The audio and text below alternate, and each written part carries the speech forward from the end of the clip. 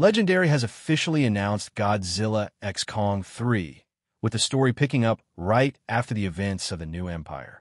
But even though this will be the third crossover, the MonsterVerse is far from wrapping up. For Warner Brothers, this franchise has become one of the most profitable in recent years, and it's clear the producers have no plans to slow down. The expansion of the MonsterVerse is full steam ahead, and one of the most anticipated directions for this universe is a second Kong movie. The thing is, Godzilla has already gotten a lot more attention, 2 solo movies, and even a spin-off series from Apple. Meanwhile, Kong's live-action journey has been a lot more modest. He's only had 1 solo film so far, which came out all the way back in 2017. By the time GX 3 hits theaters, it will have been nearly a decade without a proper sequel for him. That alone is a solid reason to finally continue his arc. And from what it looks like, Legendary already has a concept in mind. We're talking about Son of Kong. This idea was being discussed even before the New Empire dropped. And it wasn't just some random rumor.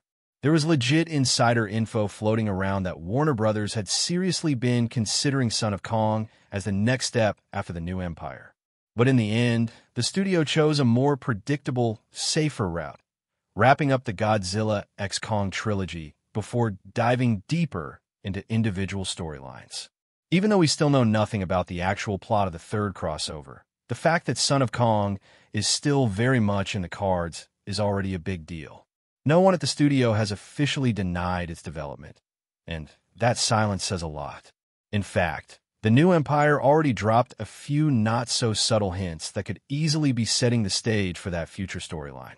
One of the biggest clues is the introduction of the youngest member of the giant ape species, named Zuko. His dynamic with Kong is clearly built on a father and son model. You've got Zuko, persistent but inexperienced, and Kong, acting as the stern protector and mentor.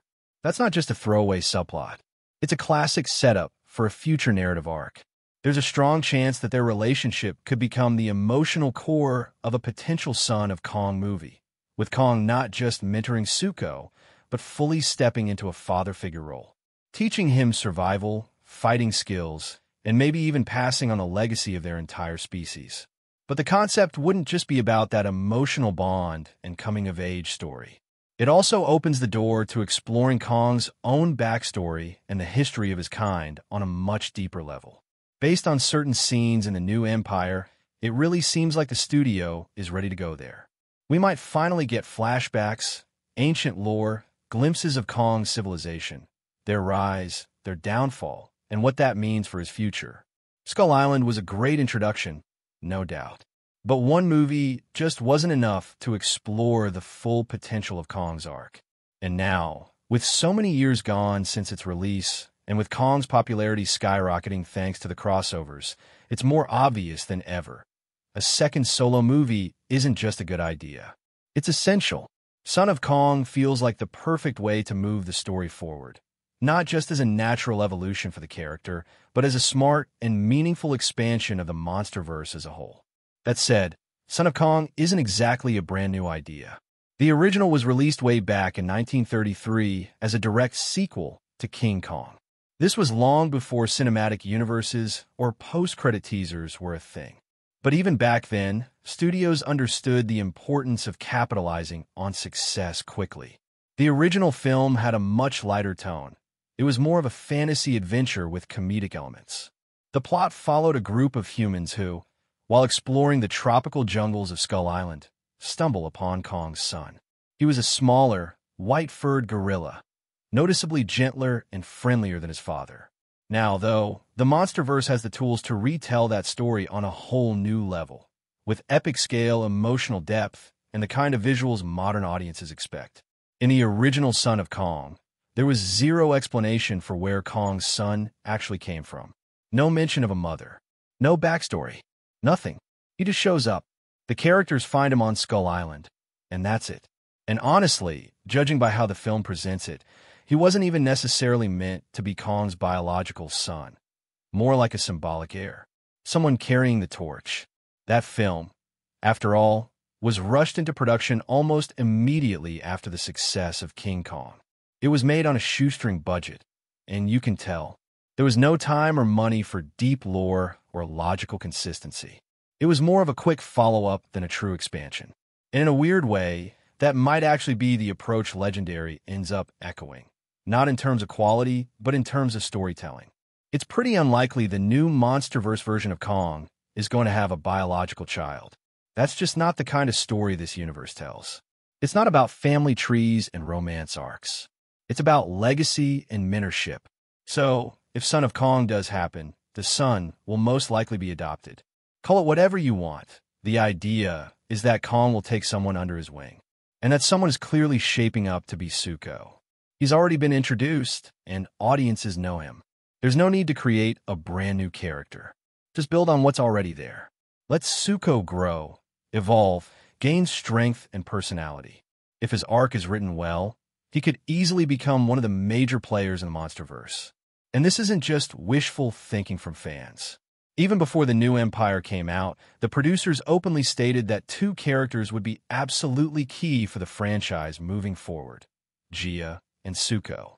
At the time, it felt like marketing fluff, a way to hype up new faces and draw attention to emotional subplots.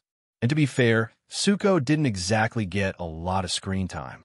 He came off more like a supporting character, just a small ape from Hollow Earth. But if you go back and consider what the producers said, it becomes clear they've got bigger plans for him. He's not just background. He's a seed, and he's meant to grow, not just physically, but mentally and emotionally too. He could evolve to become more intelligent than any other Titan. Maybe he starts understanding humans. Maybe he even learns to communicate, not just through gestures, but maybe even speech or some kind of symbolic language. His role could end up mirroring Jia's. She was the bridge from humans to monsters, the one who connected emotionally with Kong and helped the audience understand him. Zuko could become the bridge from monsters to humans, the first kaiju to truly reach across the gap in the other direction. That's not just a cool twist. It's a massive narrative leap forward for the entire franchise. It sets the stage for a whole new level of storytelling and could push the MonsterVerse into bold, fresh territory we've never seen before.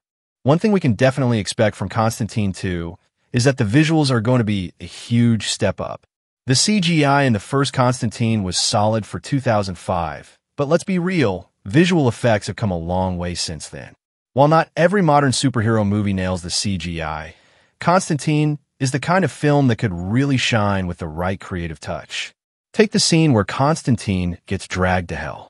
Imagine how much more intense and detailed that could look with today's technology.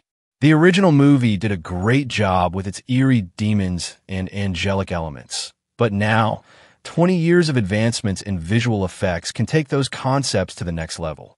With the right approach, Constantine 2 could make those supernatural moments even more immersive, letting fans experience hell and the battle between good and evil in a way that was never possible before.